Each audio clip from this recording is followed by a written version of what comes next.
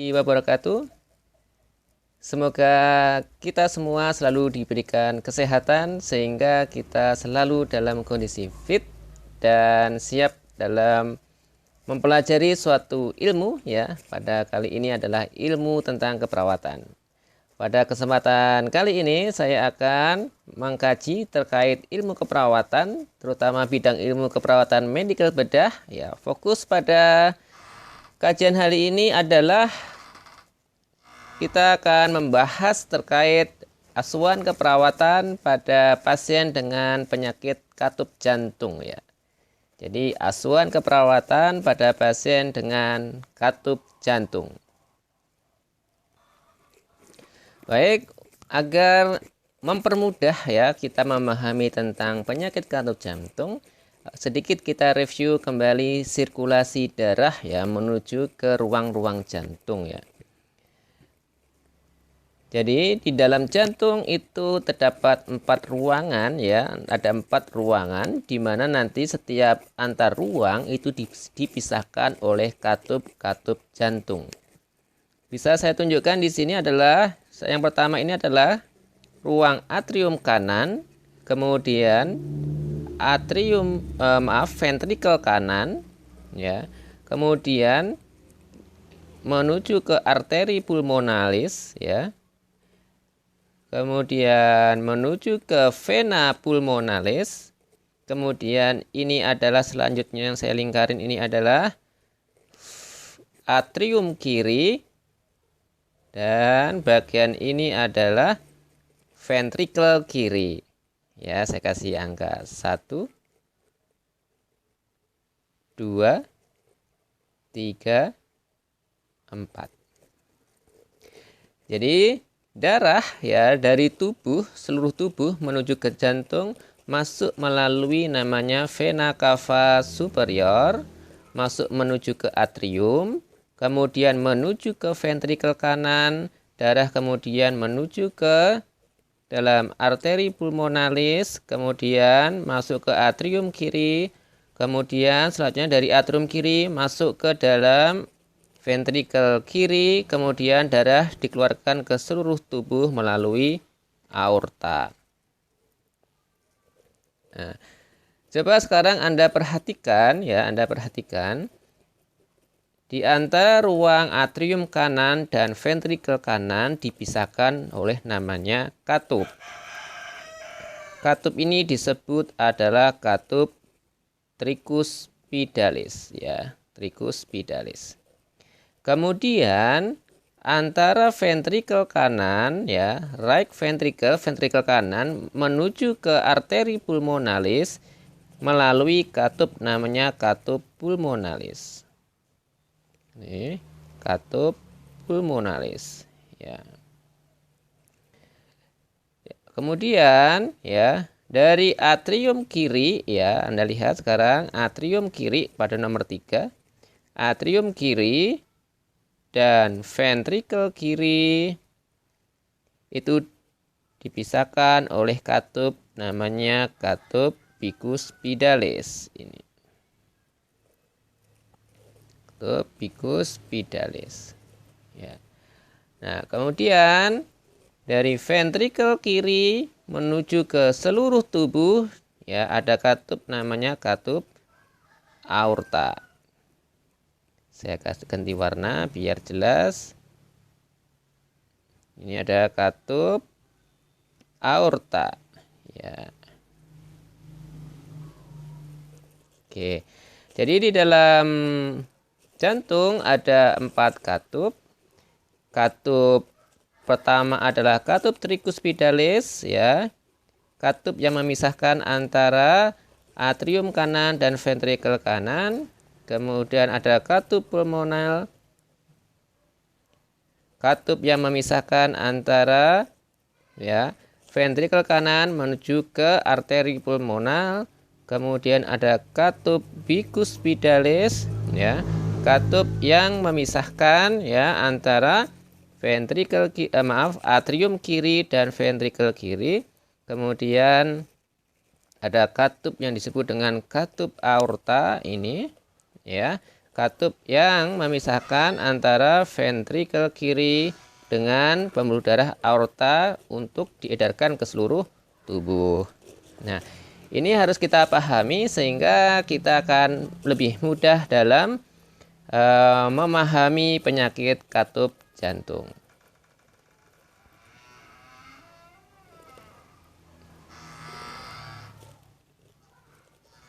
Oke, selanjutnya bisa Anda lihat di sini ya, sirkulasi darah pada jantung itu satu arah ya.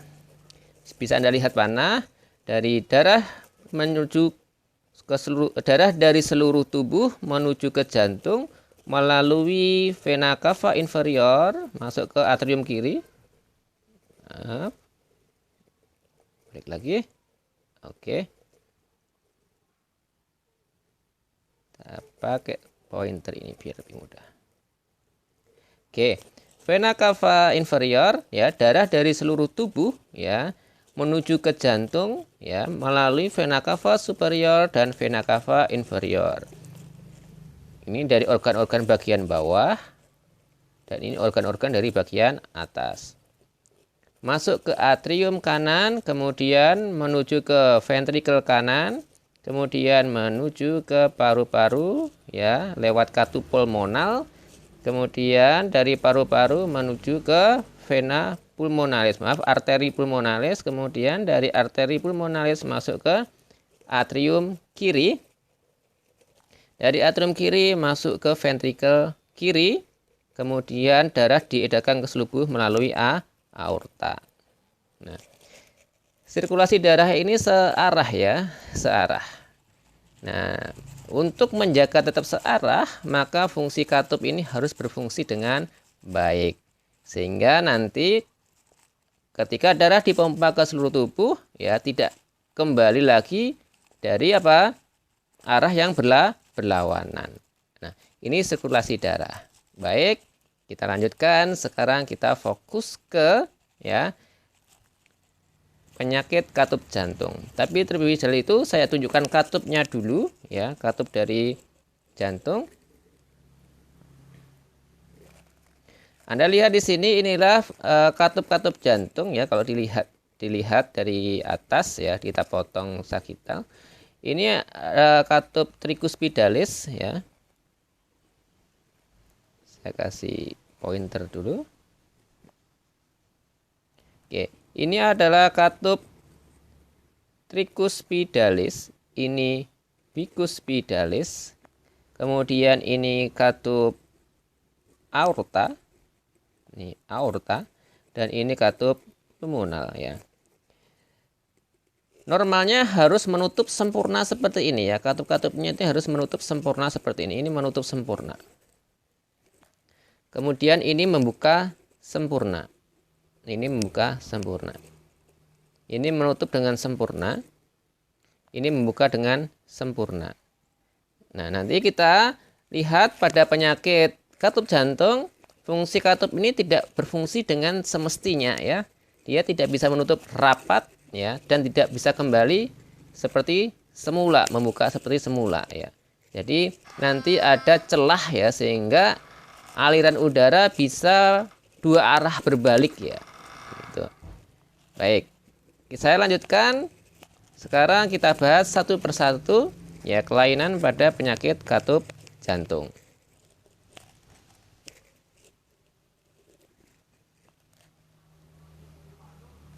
Oke. Yang pertama ya, penyakit yang pertama dinamakan insufisiensi aorta ya, insufisiensi aorta atau aortic insufficiency ya, insufisiensi. Ini terjadi akibat ya lemahnya katup aorta ya, lemahnya katup aorta. Katup aorta tidak bisa menutup dengan baik ya. Sehingga apa? Aliran darah yang seharusnya diedarkan ke seluruh tubuh ya, seharusnya aliran darah ya diedarkan ke seluruh tubuh, tetapi aliran darah ini, sebagian darah ini kembali menuju ke ventricle ya. Jadi yang seharusnya ya dari ventricle kiri ini ya, dari ventricle kiri ini darah seharusnya ke aorta, ke seluruh tubuh. Ya. Sebagian darah kembali lagi ya. Jadi sebagian darah kembali lagi ke sini, ke ventrikel kiri. Jadi jumlah darah yang harusnya diedarkan itu mengalami pengurangan. Nah, ini apa? Sebagai dampaknya apa ya? Maka akan terjadi peningkatan volume darah di dalam ventrikel ya.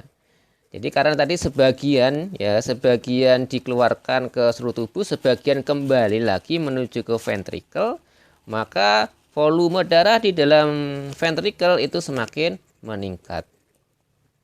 Nah, hal ini menyebabkan apa? Ketika volume darah di dalam ventrikel itu meningkat, menyebabkan otot jantungnya mengalami dilatasi dan hipertrofi. Ya. Otot jantungnya mengalami dilatasi dan menjadi hipertrofi. Karena jantung nanti akan membutuhkan kekuatan yang lebih kuat lagi dalam memompa karena terlalu besar volume di dalam ventrikel. Tetapi dampaknya ini apa? Nah, dampak ini adalah terjadinya penurunan ya aliran darah dari jantung ya ke seluruh tubuh. Nah, kondisi ini ya biasanya disebabkan oleh ya adanya suatu penyakit ya dari jantung ya. Misalkan di sini saya contohkan adalah endokarditis ya. Kemudian penyakit memang struktur dari katupnya yang memang bermasalah ya. Atau penyakit rematik ya. Penyakit rematik ya, demam rematik atau rematik jantung rematik atau penyakit jantung rematik. Bisa disebabkan karena hipertensi, arteriosklerosis ataupun penyakit-penyakit yang lain. Tapi lebih sering terjadi ini adalah lebih banyak penyakit yang disebabkan oleh suatu infeksi biasanya. Contohnya adalah di sini adalah penyakit demam rematik. Jadi pada kasus ya aortic insufficiency atau insufisiensi aorta, ini katup aorta mengalami kelemahan sehingga tidak bisa menutup dengan sempurna.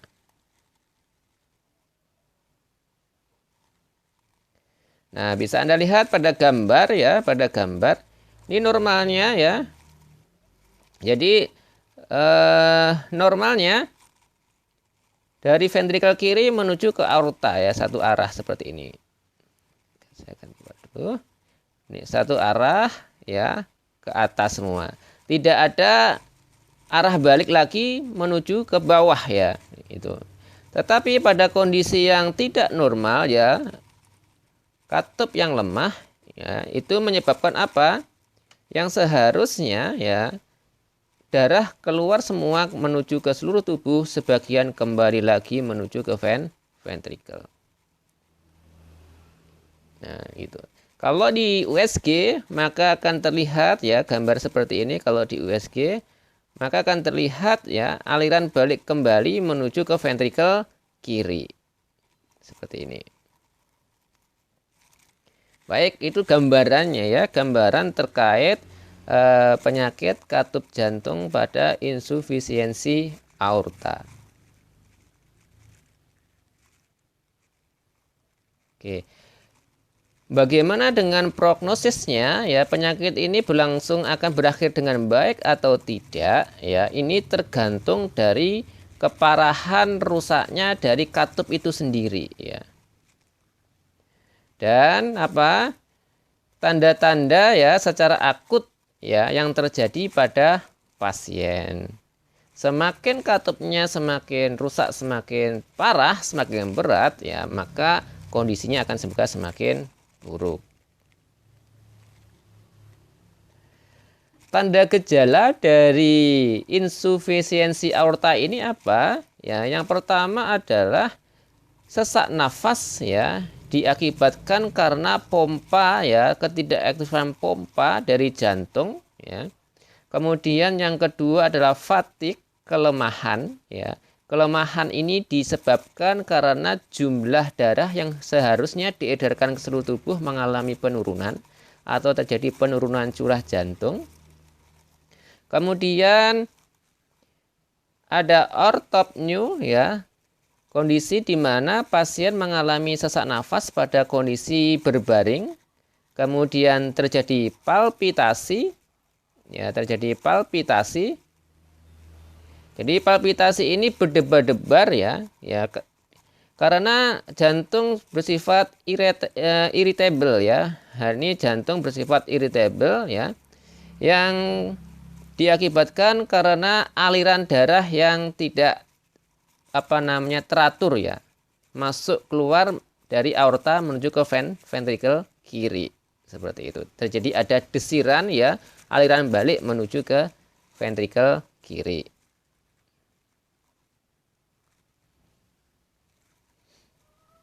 Untuk hasil pemeriksaan tes, ya, pemeriksaan ronsen, ya, bisa pada kasus insufisiensi aorta ini, ya, pada kasus insufisiensi aorta ini bisa terjadi pembesaran, ya, dari ventrikel kiri, ya.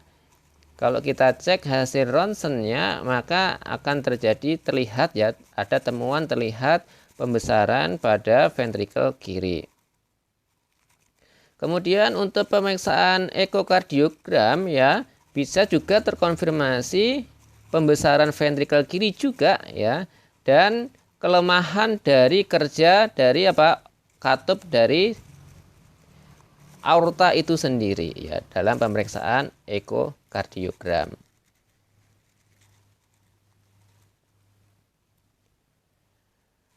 Terus bagaimana perawatannya, ya, pada kasus penyakit jantung yang berfokus pada aorta ini atau insufisiensi aorta ini, ya. Perawatan ini berdasarkan pada keparahan dari katup aorta, ya. Apakah katup aorta ini perlu diganti, ya, dengan katup baru ataupun harus diperbaiki. Jadi apakah katup ini, ya, perlu diganti dengan katup yang baru, katup buatan, ya, ataupun dapat diperbaiki, ya. Kemudian untuk obat-obatannya, ya, untuk obat-obatannya biasanya diberikan obat antikoagulan, ya. Obat antikoagulan, ya, ketika sebelum atau perencanaan untuk dilakukan operasi, ya, untuk mencegah terjadinya trombus, ya, untuk mencegah terjadinya trombus di daerah katup aorta, ya. Contoh obat-obatnya di sini adalah ada heparin, warfarin, dan enoxaparin.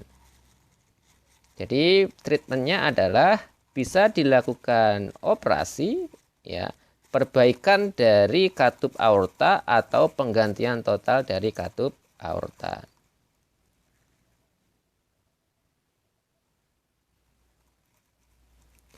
Baik, selanjutnya adalah untuk masalah keperawatan apa sajakah yang muncul, ya, pada pasien dengan insufisiensi aorta. Yang pertama adalah kecemasan, ya, berhubungan dengan penyakitnya, ya, kebatasan informasi terkait penyakitnya dan prognosis kedepannya terhadap kondisi penyakitnya.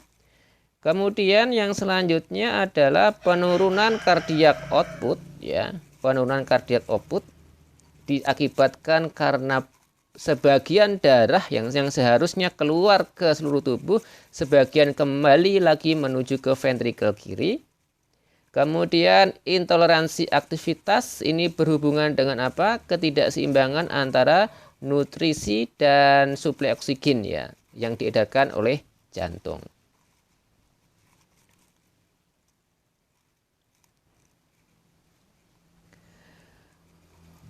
Rencana keperawatan yang dapat kita lakukan apa, ya, ketika kita merawat pasien dengan penyakit katup jantung aorta atau insufisiensi aorta ini adalah yang pertama, Ya. Letakkan pasien dengan posisi semivolar untuk memfasilitasi bernafas, ya. Kemudian berikan pasien oksigen, ya.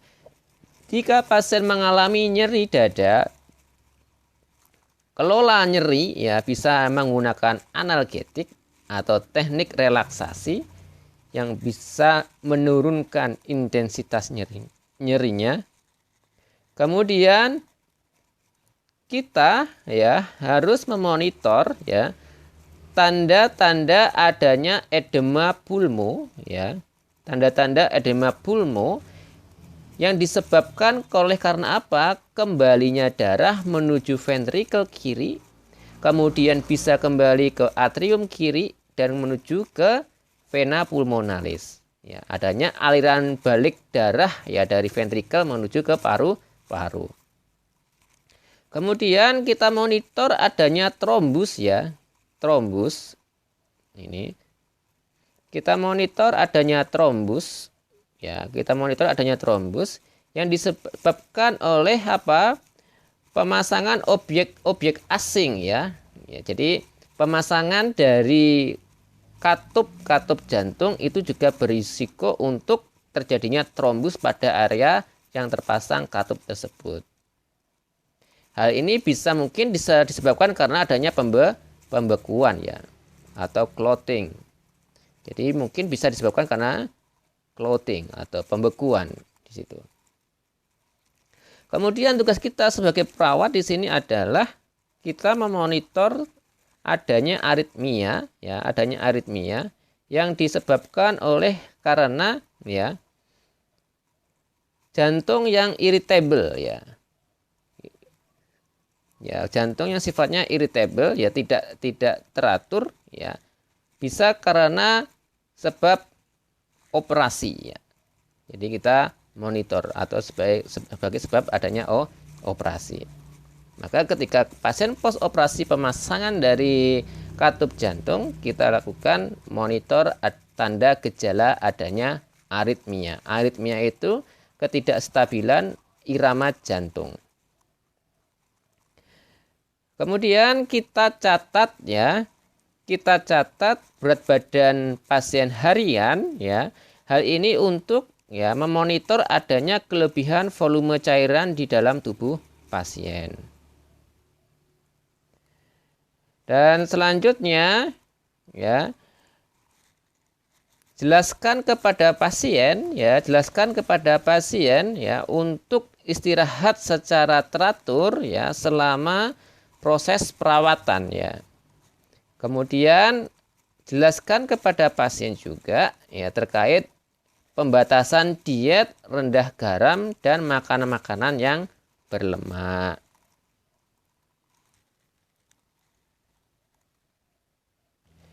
Baik, itu tadi adalah penyakit jantung, ya, insufisiensi aorta.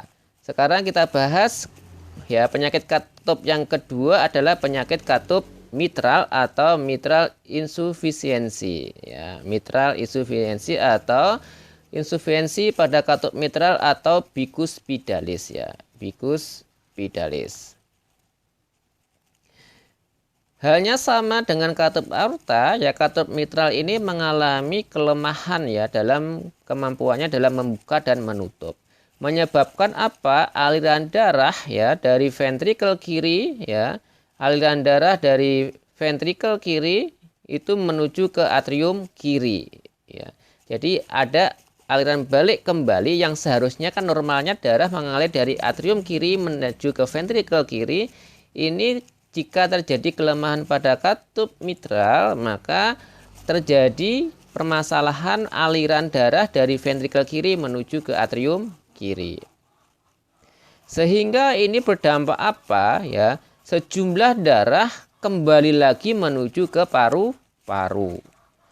Nah, ketika darah menuju ke paru-paru, ya, akan berdampak terjadinya edema paru-paru. Kondisi regurgitasi mitral, ya, aliran darah, ya, dari ventrikel kiri ke atrium kiri ya, atau karena penyakit insufiensi mitral ini disebabkan oleh ya, yang pertama adalah ketidakmampuan katup ya dalam membuka dan menutup ya. Adanya cedera yang diakibatkan oleh penyakit demam rematik, endokarditis ataupun penyakit-penyakit yang lain. Nah, ini gambaran dari penyakit katup mitral. Bisa Anda lihat di sini ya, normalnya katup harus menutup dengan sempurna ya setelah aliran darah dari atrium kiri menuju ke ventrikel kiri. Tetapi jika katup vicus tribalis itu tidak menutup dengan sempurna seperti ini, maka aliran darah dari ventrikel kiri bisa kembali lagi menuju ke atrium kiri.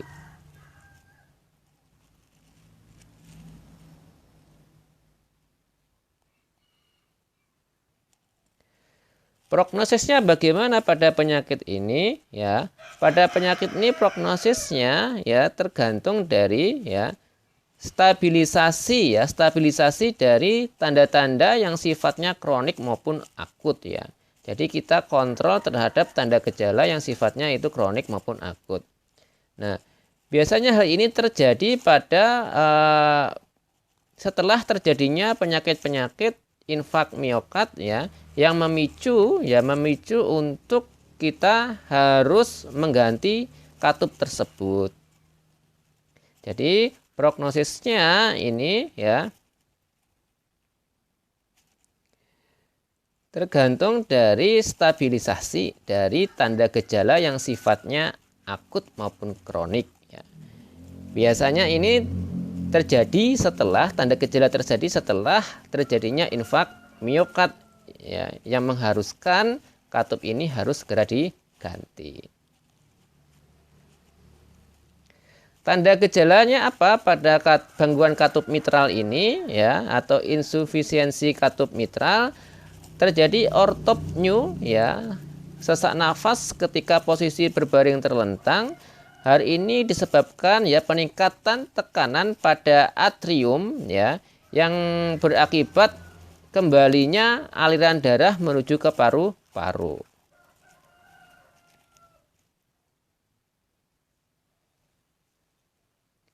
Kemudian yang kedua ya, terjadi kelemahan ya yang disebabkan oleh karena ketidakefektifan dari jantung untuk memompa darah ke seluruh tubuh. Jadi jaringan tubuh kekurangan nutrisi dan oksigen.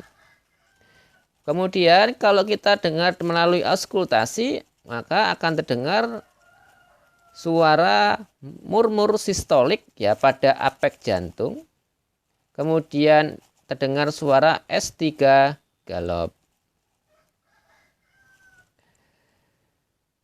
Dari hasil pemeriksaan ronsen ya bisa Anda temukan ya pembesaran ventrikel kiri ya, left ventricle hypertrophy ya.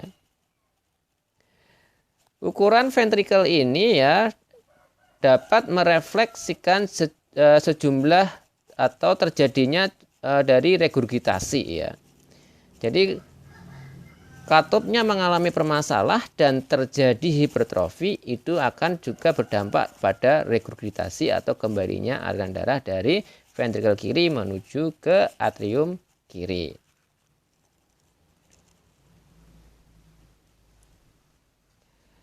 Hasil pemeriksaan laboratorium dapat kita lihat ya, yang pertama adalah pemeriksaan ekokardiogram. Di sini akan menunjukkan adanya insufisiensi ya.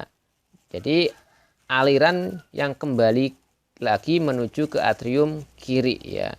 Ini tergantung dari penyebab yang mendasarinya. Kemudian pada kateterisasi jantung ya, melalui katup mitral ya dapat mengukur ya berapa ya jumlah regurgitasi ya. Ya, ini menggambarkan tekanan pada masing-masing ya seberapa bagus tekanan pada masing-masing ruang di jantung untuk kardiak kateterisasi.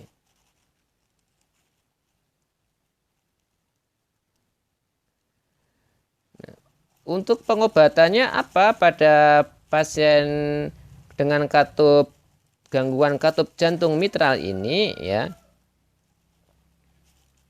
Pasien dengan gangguan kronik ya dan penyakitnya stabil mungkin hanya ya dan tidak menunjukkan tanda gejala atau tidak munculnya tanda gejala, ini dapat dikontrol dengan pengobatan saja. Atau kondisi lain ya memerlukan operasi segera ya. Ini tergantung dari atau berdasarkan tanda gejala yang muncul dirasakan oleh pasien. Kerusakan ventrikel juga mungkin terjadi ya. Kerusakan ventrikel juga mungkin terjadi sebelum tanda gejala itu muncul ya. Oke, untuk pengobatannya ya biasanya diresepkan adalah vasodilator ya untuk mengurangi aliran ya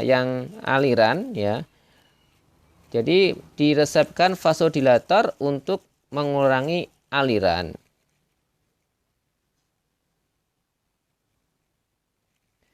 Dengan apa? Merendahkan ya, membuat rendah ya resistensi ya vaskuler secara sistemik.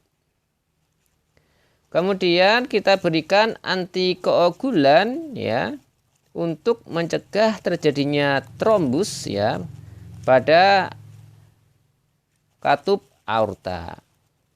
Bisa Anda diberikan biasanya dokter memberikan heparin, warfarin, dan enoxaparin.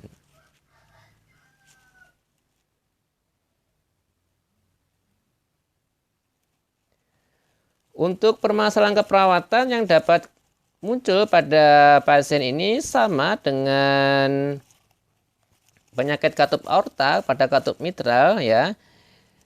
Ada muncul kecemasan, kemudian penurunan kardiak output, ya, intoleransi aktivitas, dan kalau tadi ya adanya edema pulmo bisa terjadi gangguan pertukaran gas, ya, muncul gangguan pertukaran gas itu bisa mungkin muncul juga seperti itu.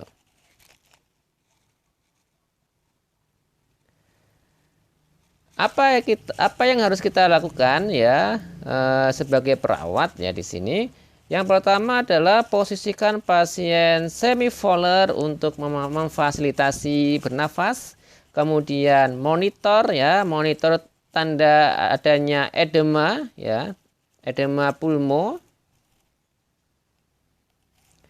Kemudian monitor adanya trombus ya, karena adanya penggantian katup jantung ya, alat katup jantung atau sebuah prosthetic valve. Monitor adanya aritmia ya setelah adanya operasi katup, penggantian katup. Kemudian menjaga keseimbangan intake dan output untuk menjaga keseimbangan dari cairan. Kita ukur berat badan harian pasien untuk mengecek adanya kelebihan volume cairan dan jelaskan ke pasien terkait istirahat secara teratur dan rendah diet ya, atau pembatasan diet rendah garam dan rendah lemak ya. Makan makanan yang rendah garam dan rendah lemak.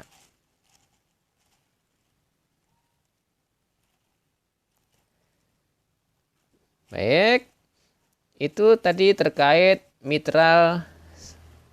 penyakit mitral ya, insufinsiensi mitral. Ada juga adanya penyakit mitral stenosis ya. Jadi mitral stenosis itu mengandung arti bahwa katup jantungnya mengalami kekakuan ya, kekakuan atau stenosis ya.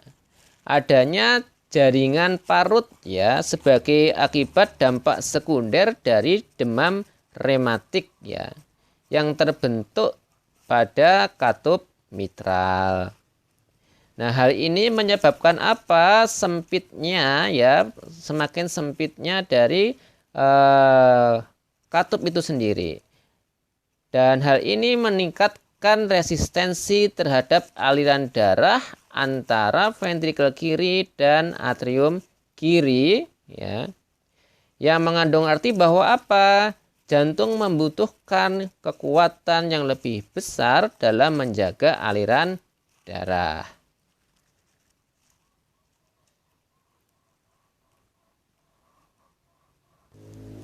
Selanjutnya di sini adalah penyakit katup yang ketiga, yaitu insufisiensi dari tricuspidalis ya. Halnya sama dengan katup bicuspidalis, katup tricuspidalis itu juga mengalami suatu kelemahan ya. Hal ini bisa disebabkan ya karena apa? Penyakit-penyakit yang lain ya, misalkan adalah demam rematik, endokarditis atau myocardial infarction atau penyakit kematian sel otot jantung pada bagian bawah. Apa yang terjadi pada jantung yang mengalami gangguan pada katup tricuspidalis ini? Ya, jadi aliran darah ya yang seharusnya ya dari ventrikel kanan ya, aliran darah itu dari ventrikel kanan kembali lagi menuju ke atrium kanan ya. Sehingga apa? Ya, sehingga menyebabkan vena-vena ya, aliran vena itu menjadi lebih besar, terjadi distensi ya. Jadi nanti di dalam tanda gejala bisa muncul distensi vena jugularis karena jumlah volume darah itu akan meningkat ya pada area perifer. Hal ini terjadi karena aliran darah dari ventrikel kanan menuju ke atrium kanan kemudian kembali lagi ke vena cava superior dan vena cava inferior. Tanda-tandanya ini sedikit berbeda dengan kelainan katup bicuspidalis ya.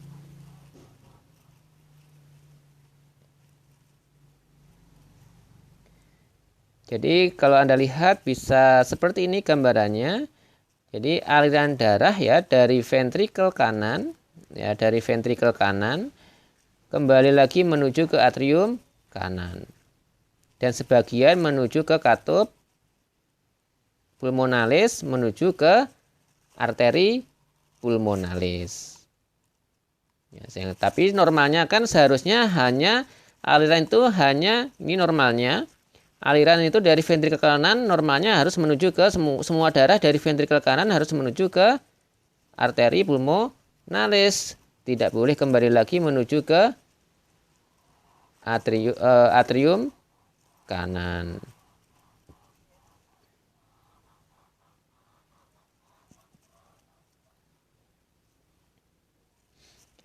Oke, tanda gejala dari penyakit ini apa ya? Ini juga hampir mirip ya. Ada kesulitan bernafas, sesak nafas karena apa? Aliran darah menuju ke paru-paru ya, black flow into the lungs. Kemudian kelemahan yang disebabkan karena penurunan kerja dari jantung untuk mengedarkan darah ke seluruh tubuh, cardiac outputnya mengalami penurunan.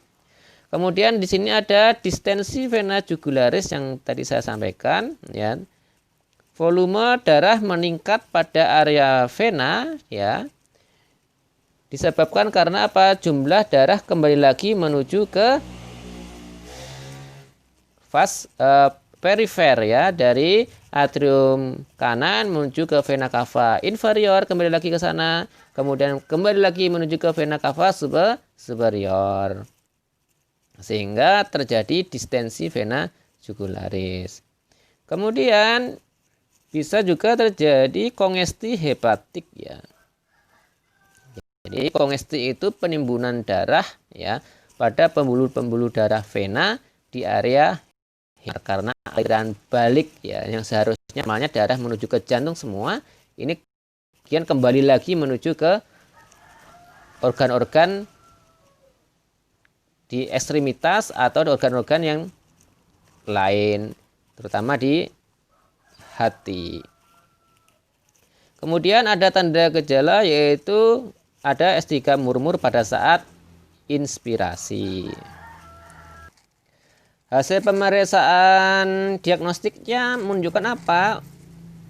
Kita periksa dengan ronsen ya, ini menunjukkan pembesaran ventrikel kanan dan atrium kanan ya, disebabkan karena volumenya overload di sana ya, yang seharusnya darah tidak tertimbun di ventrikel kanan, yang seharusnya menuju ke arteri pulmonalis, dia tertimbun di ventrikel kanan dan atrium kanan. Kemudian pada pemeriksaan ekokardiogram di sini adanya prolapse tricuspidalis ya, atau apa, pembesaran bukan atau ya, dan pembesaran dari jantung bagian sebelah kanan di atrium kanan dan ventrikel kanan.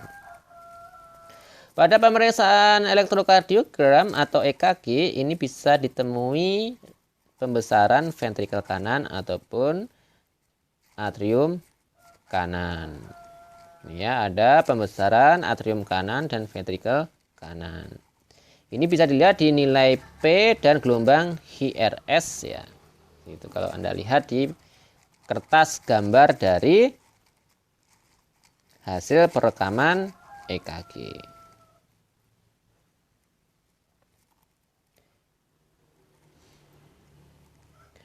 Pengobatannya apa? Di sini adalah memperbaiki katup jantung itu sendiri ya, memperbaiki katup jantung sendiri dan berdasarkan dari memperbaiki ya penyakit-penyakit yang mendasarinya ya. Tadi kalau misalkan penyakit jantung rematik ya, kita juga memperbaiki menyembuhkan penyakit yang mendasarinya ya. Obat-obat yang diberikan hampir sama dengan yang lain ya, yaitu heparin, warfarin ya, antikoagulan ya. Antikoagulan ya, ketika pasien direncanakan untuk menjalani operasi ya, untuk mencegah terjadinya trombus di area katup tricuspidalis. Kemudian bisa dilakukan perbaikan katup tricuspidalis ataupun penggantian katup tricuspidalis. Kalau memang ini katupnya sudah rusak ya, kita ganti. Kalau bisa diperbaiki, ini diperbaiki. Ini tugasnya para dokter-dokter ini ya. Ini. Kemudian apa yang harus dilakukan perawat ketika merawat pasien dengan katup, kelainan penyakit katup? Di sini adalah untuk diagnosa keperawatannya hampir sama ya, yaitu kecemasan, penurunan curah jantung ya, kemudian intoleransi aktivitas ya. Tadi kalau ada penimbunan cairan, di sini bisa Anda masukkan diagnosa keperawatan kelebihan volume volume cairan. Ya. Bisa Anda masukkan kelebihan volume cairan. Apa intervensinya? Ya. Yang pertama, tetap karena ada tanda sesak nafas ya, posisikan pasien semivolar untuk memfasilitasi pasien untuk bernafas biar lebih mudah. Kemudian monitor adanya edema ya. Monitor adanya edema, monitor tanda gejala dari ya penurunan fungsi jantung ya. Ini kita monitor tanda-tanda gagal jantung ya, untuk mengkaji dari fungsi dari jantung. Kemudian kita monitor adanya trombus ya, akibat atau bisa kita sebagai akibat dari pemasangan ya dari katup jantung ya, prostetik katup jantung buatan.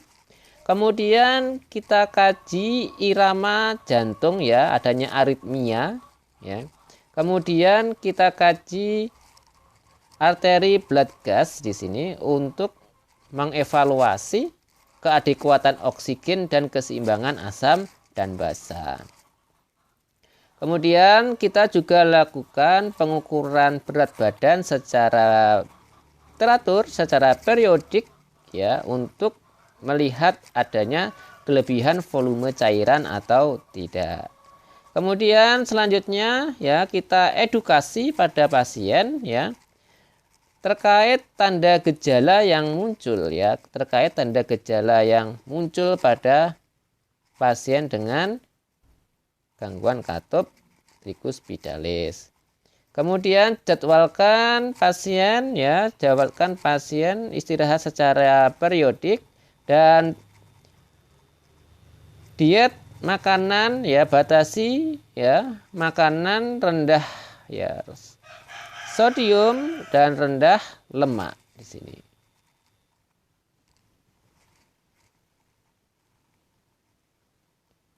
Oke.